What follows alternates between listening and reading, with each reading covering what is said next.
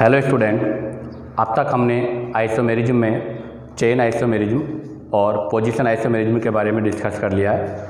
आज के इस वीडियो लेक्चर में हम आइसोमेरिज्म नंबर 3 फंक्शनल आइसोमेरिज्म के बारे में डिस्कस करेंगे।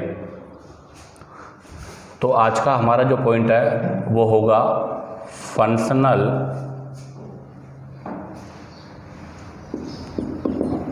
आइसोमेरिज्म,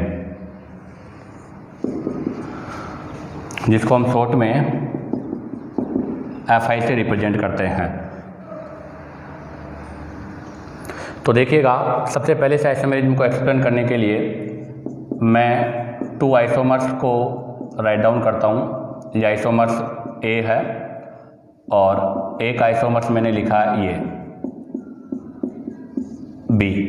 अब आप देखिएगा, यहाँ पर OH जिस कार्बन पर है वो कार्बन है sp2 और यहाँ पर आपका OH जिस कार्बन पर है वो कार्बन है sp3। तो इसलिए इसको तो हम बोलते हैं अल्कोहल और इसको बोलेंगे हम फिनॉल। अब ऐसा होता है कि ये दोनों ग्रुप एक ही नज़र आते हैं, मतलब बच्चे ऐसा बोलते हैं कि दोनों फंक्शनल ग्रुप सेम है, बट अगर इनके फंक्शनल ग्रुप सेम है तो इसके लिए हम एक टेस्ट यूज करेंगे। तो पहले मैंने लिया न्यूट्रल FeCl3। अगर मैं न्यूट्रल FeCl3 के साथ रिएक्शन करूं तो फिनॉल तो इसके साथ रिएक्शन करता है बट अल्कोहल इसके साथ रिएक्शन नहीं करता। हम आगे जब 12th क्लास में आएंगे तब पढ़ेंगे न्यूट्रल FeCl3 क्या है। और एक है इसमें लुकास टेस्ट। अगर हम लुकास टेस्ट के साथ, वैसे तो लुकास टेस्ट बोलते हैं कंसर्टेड HCl प्लस ZnCl2 को, यहाँ पर फिनॉल तो रिएक्शन नहीं करेगा बट अल्कोहल रिएक्शन करेगा। इसके बारे में भी हम 12th क्लास में स्टडी करेंगे। तो अगर ये दोनों फंक्शनल ग्रुप सेम होते तो इसका मतलब यहाँ पर ये जो टेस्ट हमने यूज किए हैं न्यूट्रल FeCl3 और लुकास, वो दोनों ही शो करने चाहिए। बट देखिएगा कि फिनॉल तो न्यूट्रल FeCl3 के साथ टेस्ट शो करता है, लुकास के साथ नहीं करता, और अल्कोहल लुकास के साथ करता है, न्यूट्रल के साथ नहीं करता। तो इससे क्या सेंस है कि ये दोनों फंक्शनल ग्रुप जो है वो डिफरेंट है। तो हम क्या बोलेंगे फंक्शनल आइसोमेरिज्म के लिए? तो हम बोलेंगे कि मोलिकुलर फॉर्मूला सेम, जिनका मोलिकुलर फॉर्मूला सेम हो but chemical reactions are different. जिनका मोलिकुलर फॉर्मूला तो सेम है बट जिनकी chemical reaction different in nature है, उन्हें हम फंक्शनल आइसोमर्स बोलते हैं। तो आप देखिएगा, इनका मोलिकुलर फॉर्मूला तो सेम है बट इनकी केमिकल रिएक्शन डिफरेंट है, तो ये बोथ आर फंक्शनल आइसोमर। तो ध्यान दें, फंक्शनल आइसोमर्स का मतलब ये नहीं है कि उनमें लगे हुए फंक्शनल ग्रुप डिफरेंट हो। फंक्शनल आइसोमेरिज्म का मतलब है कि जो भी आपने लिए हैं उनकी केमिकल रिएक्शंस डिफरेंट होना चाहिए। क्यों? क्योंकि देखो, यहाँ भी फंक्शनल ग्रुप OH है, यहाँ भी फंक्शनल ग्रुप OH है, तो इसका मतलब ये तो दोनों सेम है। लेकिन नहीं, हमने यहाँ पर जब इनकी केमिकल रिएक्शंस के बारे में स्टडी किया तो इनकी केमिकल रिएक्शंस डिफरेंट है, इसलिए बोथ आर फंक्शनल आइसोमर। अब आप यहाँ से इसका स्क्रीनशॉट लीजिएगा। अब हम कुछ फंक्शनल पेयर्स के बारे में डिस्कस करेंगे। तो देखिएगा, अब हम यहाँ से डिस्कस करेंगे पेयर ऑफ फंक्शनल आइसोमर्स। तो ध्यान दें, मैं ये पेयर ऑफ फंक्शनल आइसोमर्स लिख रहा हूँ। हमें ये पेयर्स याद होनी चाहिए क्योंकि फंक्शनल आइसोमेरिज्म में डायरेक्ट हमें केवल फंक्शनल ग्रुप को चेक करना है। अगर फंक्शनल ग्रुप डिफरेंट होगा तो फंक्शनल आइसोमेरिज्म होगा। तो सबसे फर्स्ट होगा आपका एल्कीन, और एल्कीन के साथ में होगा साइक्लोएल्केन, जिसका जनरल फॉर्मूला CnH2n। नंबर 2 में एल्काइन के साथ में होगा साइक्लोएल्कीन और एल्काडाइन।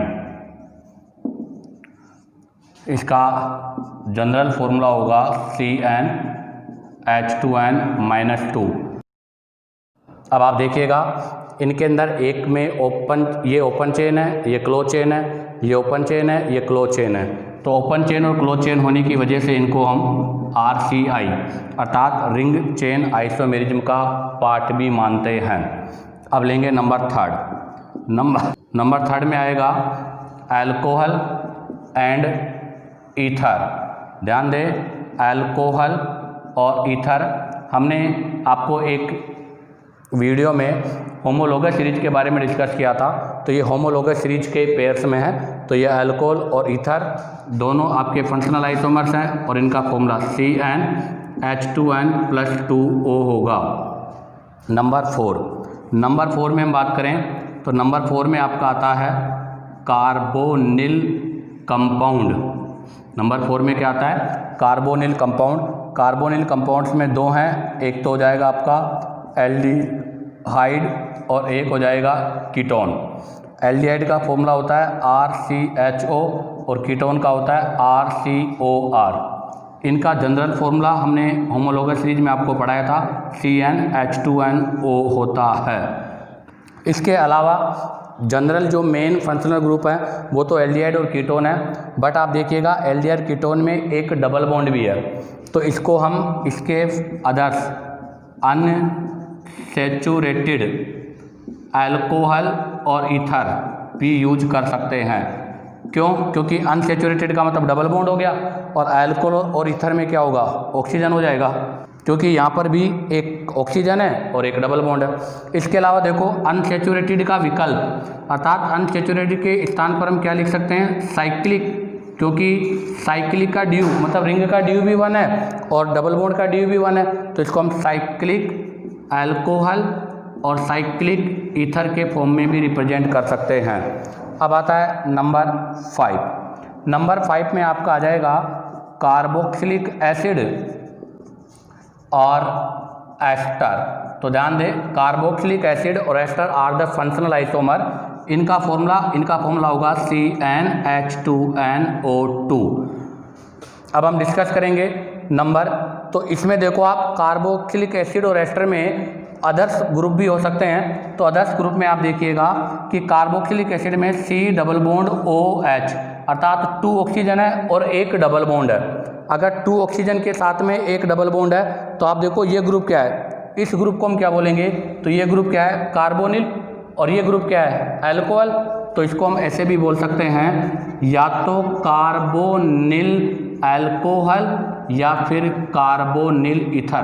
तो कार्बोनिल अल्कोहल और कार्बोनिल ईथर जो है वो भी इसी का पेयर है। इसके अलावा अब आप देखो यहाँ डबल बॉन्ड कार्बन ऑक्सीजन में, अगर डबल बॉन्ड कार्बन कार्बन में है तो हम इसको ये भी बोल सकते हैं अनसैचुरेटेड।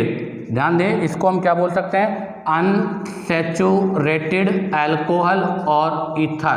तो इसको हम अनसैचुरेटेड अल्कोहल और ईथर, और अल्कोहल और ईथर में भी ध्यान रखना डाईओल और डाई ईथर दोनों 2-2 में होने चाहिए। इसके अलावा अब आप देखो अनसैचुरेटेड है, तो अनसैचुरेटेड का विकल्प क्या है? रिंग। तो हम इसको रिंग के फॉर्म में भी लिख सकते हैं। तो रिंग का मतलब क्या हो गया? साइक्लिक। तो यहाँ पर हम साइक्लिक डाईओल और डाई ईथर इसको भी यूज कर सकते हैं। तो ध्यान रखना, carboxylic acid ester are the functional isomer, but इसके साथ में हम चाहें तो कार्बोनिल अल्कोहल और ईथर भी यूज कर सकते हैं, चाहें तो हम अनसैचुरेटेड डाईओल डाई ईथर भी यूज कर सकते हैं, और चाहें तो हम यहाँ पर साइक्लिक डाईओल और डाई ईथर भी यूज कर सकते हैं। अब आप यहाँ से इसका स्क्रीनशॉट लीजिएगा। तो देखिएगा नंबर 6 में आएगा साइनाइड एंड आइसोसाइनाइड। तो ध्यान दें, Cn और NC ये भी फंक्शनल आइसोमर्स का पेयर है। नंबर 7 में भी हमने स्टार्टिंग में डिस्कस किया था अल्कोहल और फिनॉल। तो अल्कोहल फिनॉल भी फंक्शनल आइसोमर है। नंबर 8 में आएगा आपका sulphonic acid and sulphonate ester. तो ध्यान दें, सल्फोनिक एसिड और सल्फोनेट एस्टर भी फंक्शनल आइसोमर है। कहने का मतलब वही था, कार्बोक्सिलिक एसिड और एस्टर। क्या होगा इसका formula? HOS double bond OH, और अल्काइल फॉर्म में तो हम R के साथ यूज करेंगे। ऐसे ही सल्फोनेट एस्टर में क्या होगा? S double bond O OH, और यहाँ पर आपका OR ग्रुप हो जाएगा। तो sulphonic acid and sulphonate ester are the functional isomer. Number 9 में अगर हम डिस्कस करें तो नंबर 9 हो जाएगा आपका कीटो and enol.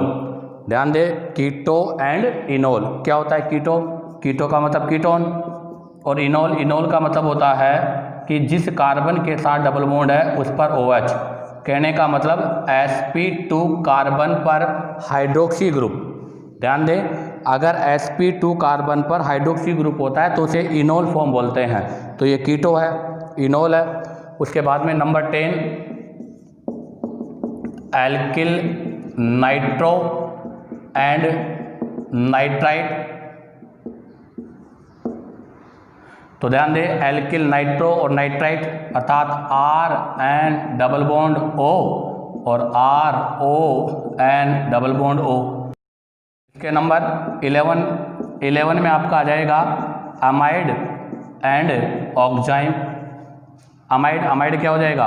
RC double bond ONH2, ये अमाइड हो जाएगा। ऑक्जाइम हो जाएगा RC डबल बॉन्ड NOH, ये ऑक्जाइम हो जाएगा।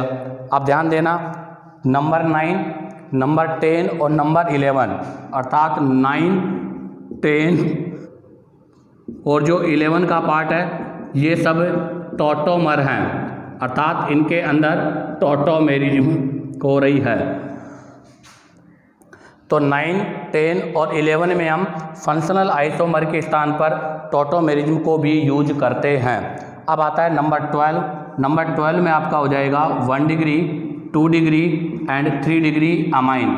ध्यान दें, 1 degree, 2 degree, 3 degree amine are also functional isomerism. इसका फॉर्मूला हो जाएगा CnH2n+3n। ध्यान दें, इन सभी के फॉर्मूले हमने आपको इससे पिछले एक वीडियो था होमोलोगस सीरीज, उसमें डिस्क्राइब किया था। और नंबर 13 में आपका हो जाएगा 1 degree, 2 degree and 3 degree amide. तो ध्यान दें, 1 डिग्री, 2 डिग्री और 3 डिग्री अमाइड जो है वो भी फंक्शनल आइसोमर्स होते हैं, जिनका फॉर्मूला CnH2n+1NO होता है। इसी के साथ ये फंक्शनल आइसोमर्स के पेयर्स कंप्लीट हुए हैं। तो ये टोटल 13 पेयर हैं, आपको ये 13 के 13 याद होने चाहिए। क्यों? क्योंकि फंक्शनल आइसोमेरिज्म को आइडेंटिफाई करने के लिए हमें फंक्शनल ग्रुप का पेयर और उसका जो फॉर्मूला है वो लर्न होना चाहिए। अब आप यहाँ से इसका स्क्रीनशॉट लीजिएगा। तो देखिएगा, अब हम एग्जाम्पल्स में सबसे फर्स्ट क्वेश्चन लेंगे C4H10O।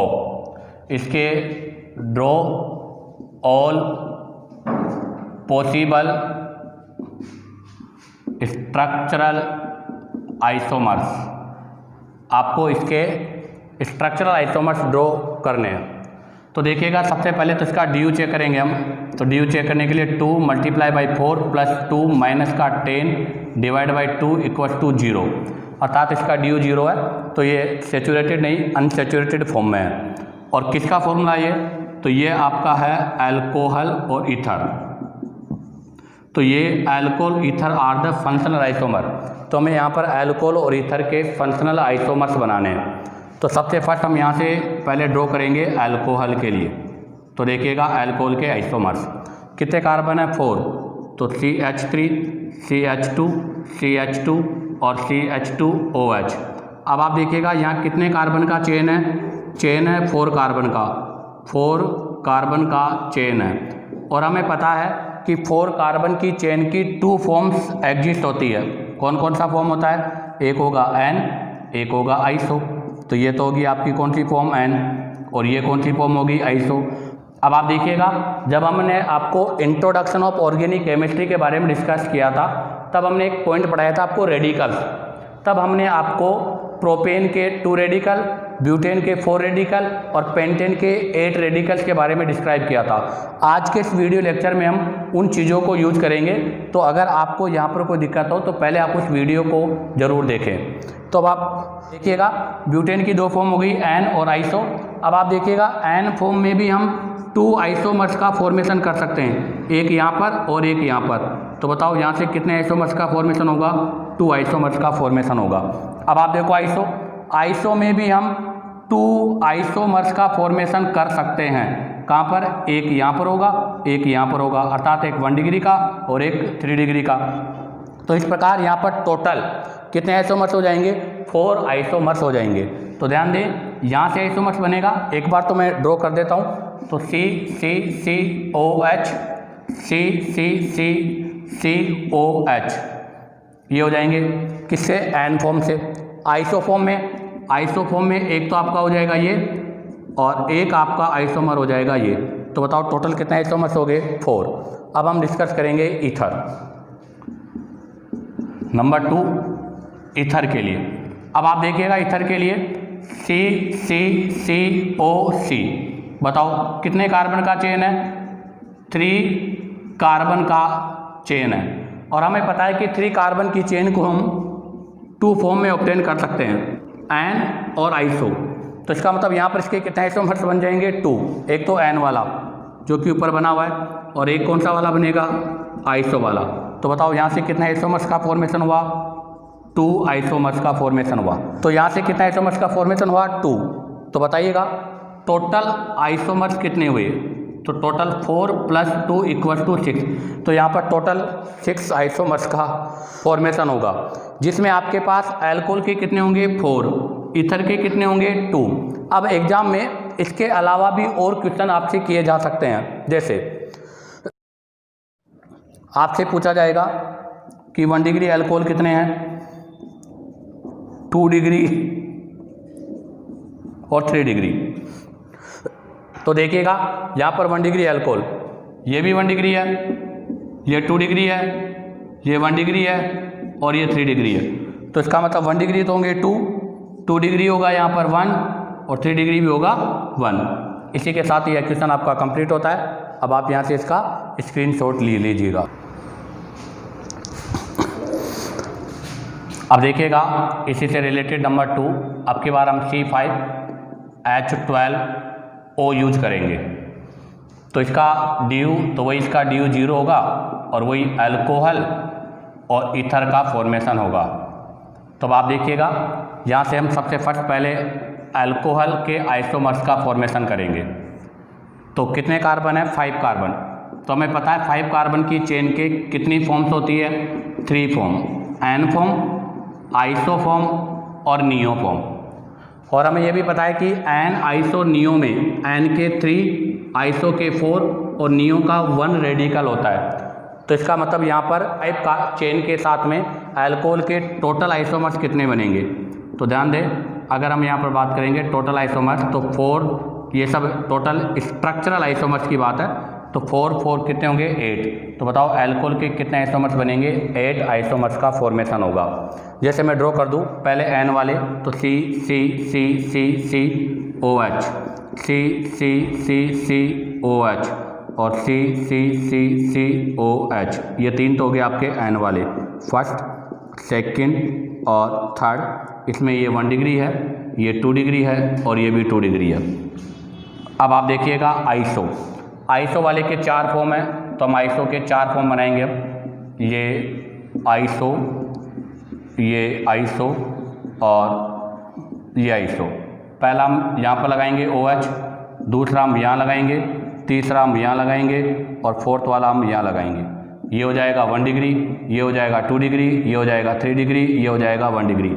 ये सब चीज़ें हम आपको इससे पिछले वीडियो रेडिकल्स में डिस्क्राइब कर चुके हैं, तो आप वहाँ से इसको देखें। उसके बाद में ये हो जाएगा आपका 4th, 5th, 6th और 7।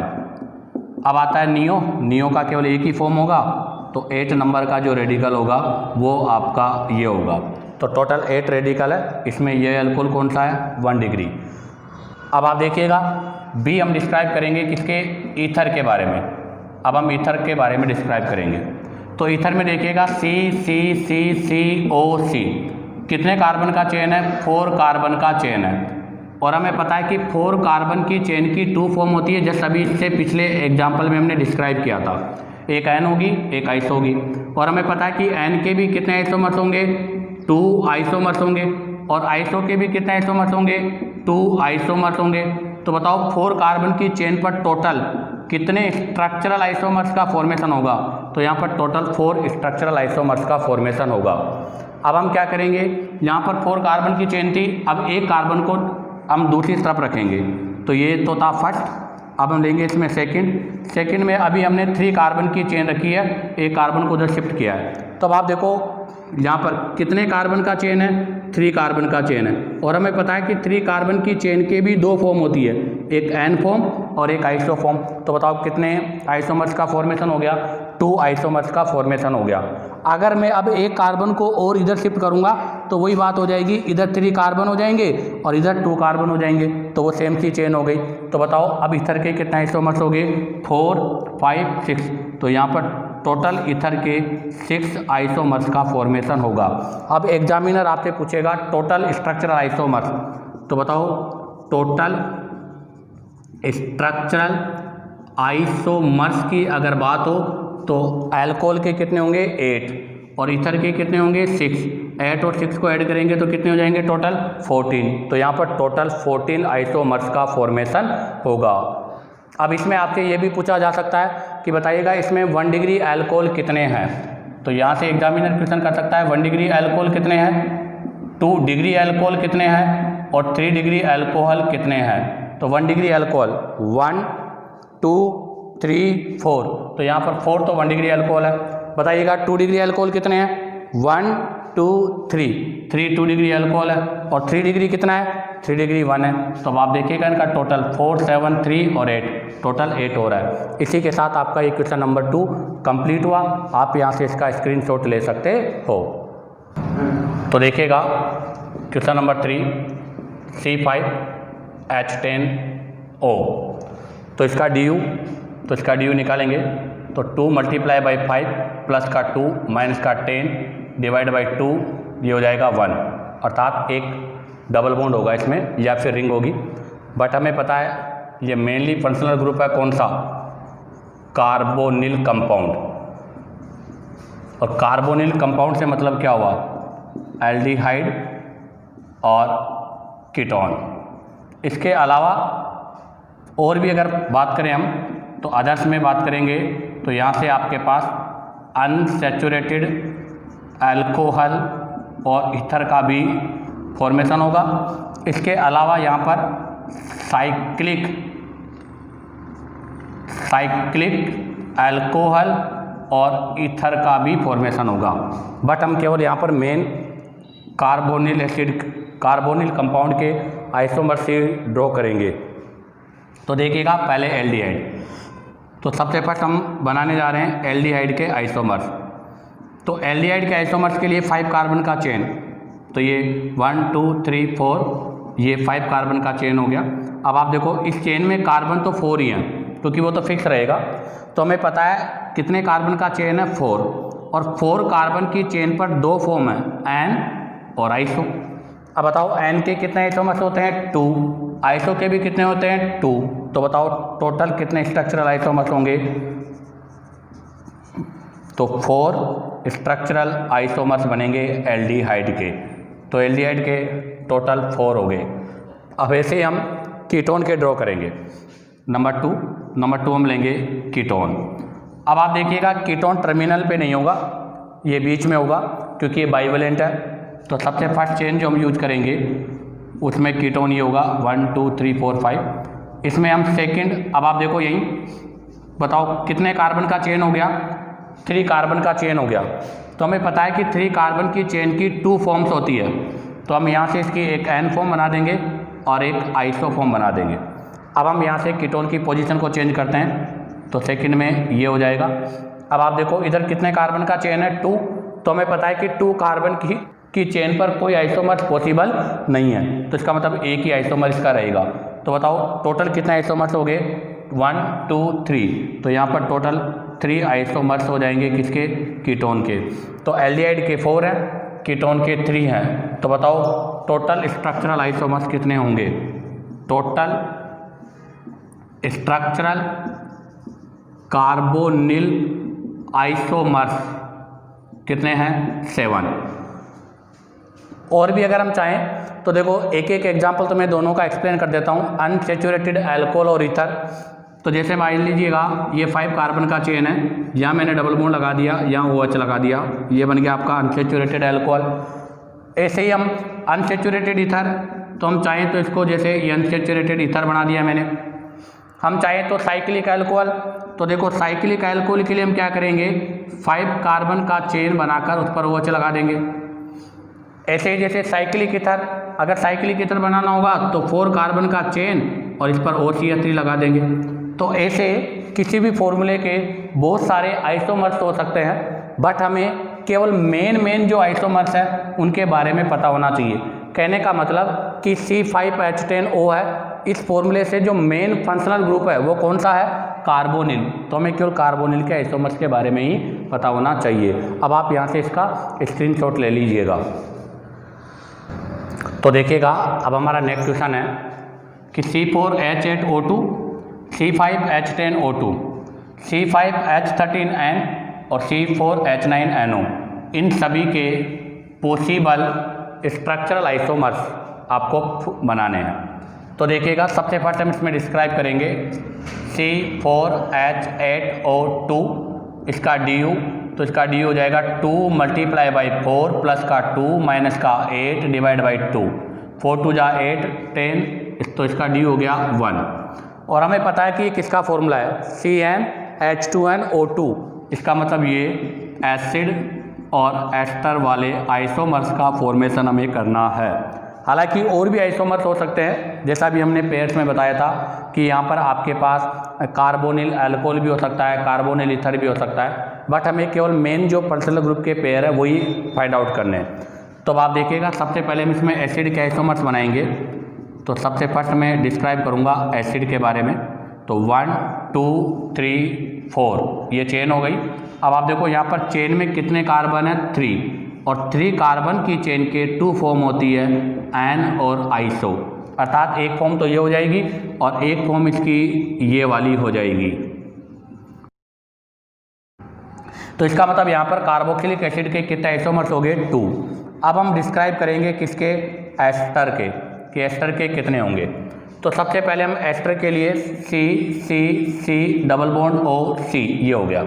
अब आप देखिएगा यहाँ पर कितने कार्बन का चेन है, 2, और हमें पता है कि 2 कार्बन की चेन का केवल एक ही रेडिकल होता है, इथाइल, इसके अलावा और कोई रेडिकल नहीं है, तो ये केवल एक ही फॉर्म होगी, तो 1 आइसोमर ही हो गया। अब बात करेंगे सेकंड, अब हम एक कार्बन को इधर शिफ्ट कर देंगे, तो C डबल बॉन्ड OCC। अब आप देखो इधर कितने कार्बन की चेन हो गई, 2 कार्बन की चेन हो गई। हमें पता है कि 2 कार्बन की चेन का कोई आइसोमर्स नहीं होता, तो ये भी एक सिंगल फॉर्म हो जाएगी। उसके बाद में हम बात करेंगे 3। अब 3 में हम क्या करेंगे, एक कार्बन और उधर शिफ्ट कर देंगे। तो जैसे हम वहाँ पर एक कार्बन और शिफ्ट करेंगे तो आप देखिएगा यहाँ पर बताओ कितने कार्बन का चेन हो गया, 3 कार्बन का चेन हो गया। और हमें पता है कि 3 कार्बन की चेन के 2 फॉर्म्स होती है, एक एन फॉर्म और एक आइसो फॉर्म। तो इसका मतलब इसके कितने आइसोमर्स बनेंगे, 2 आइसोमर्स बनेंगे, एक एन का और एक आइसो का।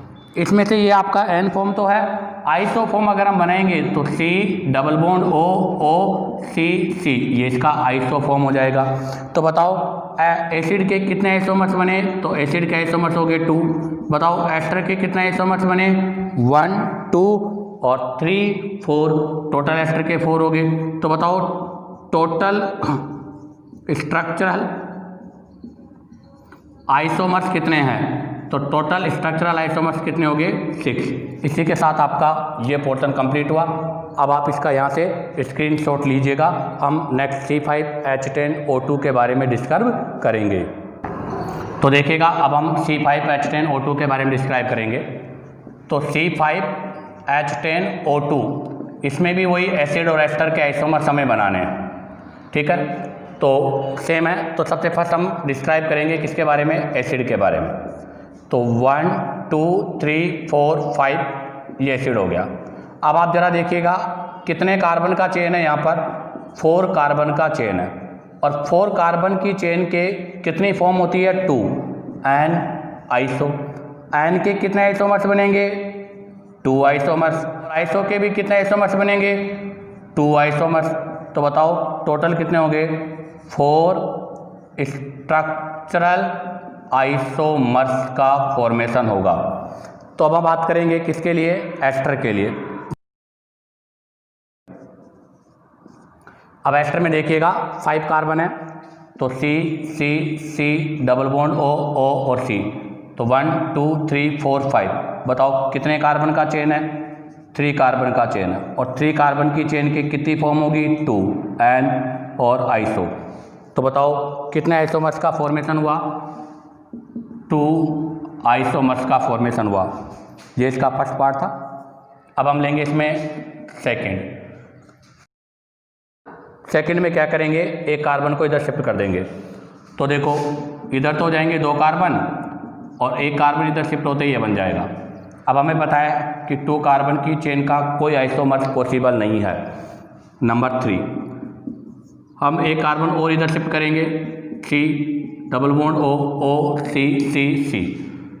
अब आप देखिएगा इस साइड में 3 कार्बन का चेन हो गया और अगर 3 कार्बन का चेन हो गया तो हमें पता है कि 3 कार्बन की चेन की 2 फॉर्म होती है, एक एन और एक आइसो। तो बताओ कितने आइसोमर्स का फॉर्मेशन होगा, यहाँ से 2 आइसोमर्स का फॉर्मेशन होगा। अब आता है नंबर 4। नंबर 4 में हम क्या करेंगे, एक कार्बन और इधर शिफ्ट कर देंगे। तो H C double bond O C। अब आप देखिएगा ज़रा यहाँ पर कितने कार्बन का चेन हो गया, 4 कार्बन का चेन हो गया। और हमें पता है कि जो 4 कार्बन की चेन होती है उसकी 2 फॉर्म होती है, n form and iso form. और हमें यह भी पता है कि एन फॉर्म जो होती है उसमें कितने आइसोमर्स होते हैं 2 आइसोमर्स, और आइसो जो फॉर्म होती है उसमें भी कितने आइसोमर्स होते हैं 2। तो बताओ टोटल कितने आइसोमर्स हो गए, टोटल 4 आइसोमर्स हो गए। तो अब आप देखिएगा यहाँ पर कि टोटल एसिड के आइसोमर्स कितने हैं। तो टोटल एसिड के आइसोमर्स कितने बने 4। तो एसिड के टोटल 4 आइसोमर्स हैं।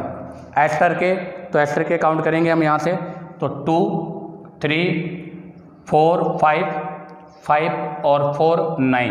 तो यहाँ पर एस्टर के टोटल कितने आइसोमर्स हो गए 9। तो बताओ टोटल स्ट्रक्चरल आइसोमर्स कितने होंगे। तो इन दोनों को ऐड कर देंगे तो यहाँ से हमारे पास टोटल स्ट्रक्चरल आइसोमर्स हो जाएंगे 13। अब आप यहाँ से इसका स्क्रीनशॉट ले सकते हो। तो देखिएगा नेक्स्ट क्वेश्चन के बारे में डिस्क्राइब करेंगे अब। तो अब हम नेक्स्ट करेंगे C5H13N। तो C5H13N इसका DU निकालेंगे तो इसका DU तो 0 हो गया, अर्थात ये भी क्या है आपका सैचुरेटेड का पार्ट है। अब आप देखिएगा यहाँ से है अमाइन, तो यहाँ से आपके पास 1 डिग्री 2 डिग्री और 3 डिग्री टाइप के अमाइन का फॉर्मेशन हम करेंगे। तो सबसे फर्स्ट हम करेंगे 1 डिग्री अमाइन। अब आप देखिएगा 1 डिग्री अमाइन में कितने कार्बन है 5, 1 2 3 4 1 2 3 4 5। तो ये हो गया 1 डिग्री। अब आप ज़रा देखो यहाँ पर कार्बन चेन कितने कार्बन का है 5 कार्बन का चेन है, और हमें पता है कि 5 कार्बन चेन में कितनी फॉर्म होती है 3 एन आइसो और नियो। तो बताओ इसकी कितनी फॉर्म होगी 3 form, n form iso form और तीसरी कौन सी हो जाएगी नियो फॉर्म।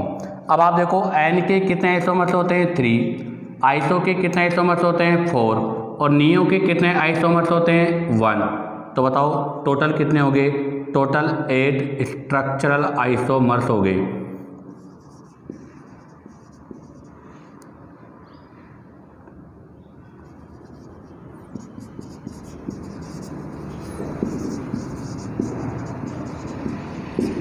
अब आप देखिएगा ये 1 डिग्री कंप्लीट हुआ। अब हम डिस्क्राइब करेंगे किसके बारे में 2 डिग्री अमाइन। तो 2 डिग्री अमाइन में देखिएगा C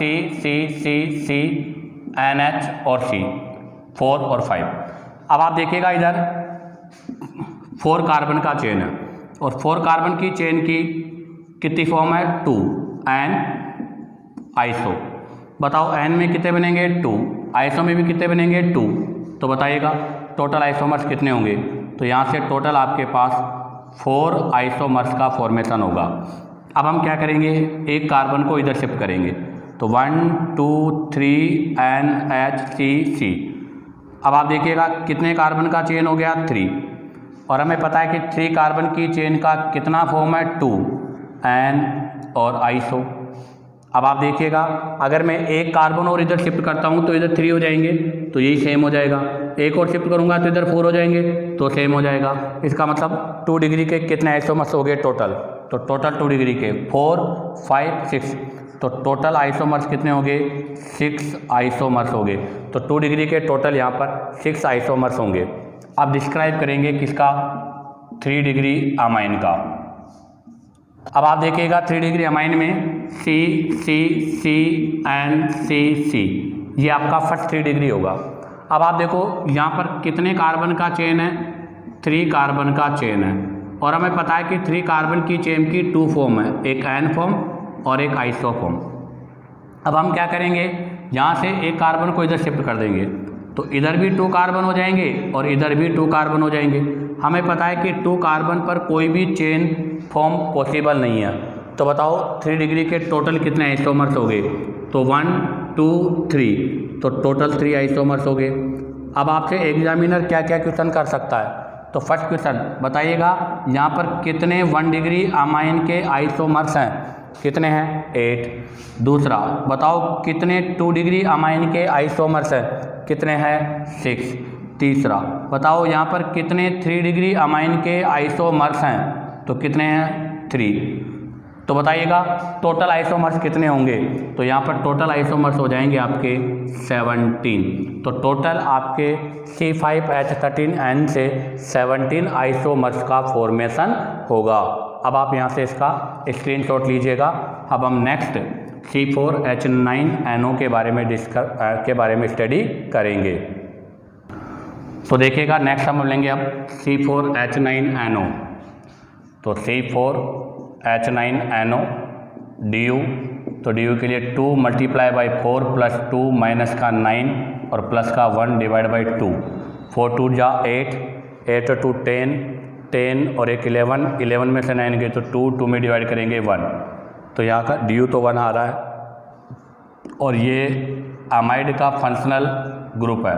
तो यहाँ से हम 1 डिग्री 2 डिग्री और 3 डिग्री अमाइड के बारे में स्टडी करेंगे। तो देखिएगा सबसे फर्स्ट हम डिस्क्राइब करेंगे 1 डिग्री अमाइड के बारे में। तो कितने कार्बन है? 4। तो C C C double bond ONH2, 1 2 3 4 carbon हो गए। अब आप देखिएगा यहाँ कितने कार्बन का चेन है? तो यहाँ पर केवल 3 कार्बन का चेन है, और हमें पता है कि 3 कार्बन की चेन की 2 फॉर्म है, एक एन फॉर्म और एक आइसो फॉर्म। तो यहाँ से इसके 2 आइसोमर्स हो जाएंगे। अब हम और फॉर्म को चेंज नहीं कर सकते, तो यहाँ से 1 डिग्री के जो आइसोमर्स बनेंगे वो कितने हो जाएंगे? 2। तो यहाँ से 1 डिग्री के जो आइसोमर्स हैं, अर्थात 1 डिग्री अमाइड के कितने आइसोमर्स का फॉर्मेशन होगा? 2 आइसोमर्स का फॉर्मेशन होगा। अब हम बात करेंगे नंबर बी, 2 डिग्री अमाइड। अब आप देखिएगा 2 डिग्री अमाइड के लिए हम एक कार्बन को इधर शिफ्ट करेंगे, तो C C C double bond ONH और C, ये आपके 4 कार्बन का फर्स्ट अमाइड है, सेकेंडरी। अब आप देखिएगा इधर कितने कार्बन है? 2 कार्बन का चेन है, और हमें पता है कि 2 कार्बन की चेन पर कोई आइसोमर्स पॉसिबल नहीं है। अब हम यहाँ से एक कार्बन को इधर शिफ्ट करेंगे, तो आप देखिएगा इसका जो सेकंड पोर्शन, इसका हम यहाँ से अब सेकंड पोर्शन बनाएंगे। तो सेकंड पोर्शन में C double bond ONH C और C। अब आप देखो इधर कितने कार्बन है? 2 कार्बन का चेन है, तो यहाँ भी पॉसिबल नहीं है। अब हम एक कार्बन है उसको भी इधर शिफ्ट कर देंगे, तो H C double bond ONH C। बताओ कितने कार्बन का चेन है? यहाँ पर 3 कार्बन का चेन है, और हमें पता है कि 3 कार्बन की चेन का कितनी फॉर्म्स होती है? 2, एक एन फॉर्म एक आइसो फॉर्म। तो बताओ इसके कितने आइसोमर बनेंगे? 2। तो बताओ टोटल 2 डिग्री अमाइड के आइसोमर, तो 1 2 3 4। तो टोटल यहाँ पर टोटल 4 स्ट्रक्चरल आइसोमर्स बनेंगे 2 डिग्री के। देखिएगा यहाँ पर 1 डिग्री के 2 थे, 2 डिग्री के 4 है। अब हम बनाने 3 डिग्री अमाइड के, तो C पॉइंट आता है 3 डिग्री अमाइड। तो अब आप देखिएगा 3 डिग्री अमाइड के लिए C C double bond ONC 1 2 3 4, ये हो गया। अब आप देखिएगा यहाँ से आपके पास ये अमाइड है, तो यहाँ पर कार्बन चेन कितने का है? 1 का। अगर यहाँ पर कार्बन चेन 1 का है तो इसमें कोई भी वेरिएशन नहीं हो सकता, क्योंकि इसकी कोई फॉर्म नहीं है। तो एक तो ये बन जाएगा। सेकंड में हम क्या करेंगे? यहाँ से कार्बन को इधर शिफ्ट कर देंगे, तो H C double bond O N C C और C। अब बताओ कितने कार्बन का चेन हो गया? 2 कार्बन की चेन का कोई फॉर्म नहीं होता, तो इससे भी केवल एक ही आइसोमर बनेगा। तो बताओ टोटल 3 डिग्री के कितने आइसोमर्स बने? तो टोटल अगर हम बात करें तो टोटल 2 स्ट्रक्चरल आइसोमर्स का फॉर्मेशन होगा। तो अब आपसे देखिएगा 3 डिग्री के कितने आइसोमर्स हो गए? 2 आइसोमर्स हो गए। तो बताओ इस फॉर्मूले से टोटल कितने आइसोमर्स का फॉर्मेशन होगा? तो 1 डिग्री के हैं 2 डिग्री के हैं 4, 3 डिग्री के हैं 2, तो टोटल कितने हो गए? 2 4 2। टोटल स्ट्रक्चरल आइसोमर्स हो जाएंगे 8। इसी के साथ आपका ये फंक्शनल आइसोमेरिज्म का पार्ट कंप्लीट होता है, जिसके अंदर हमने alcohol ether, aldehyde ketone, acid ester, amine और अमाइड के बारे में स्टडी किया है। अगर आपको वीडियो पसंद आया हो तो इसे लाइक और सब्सक्राइब करना ना भूलें।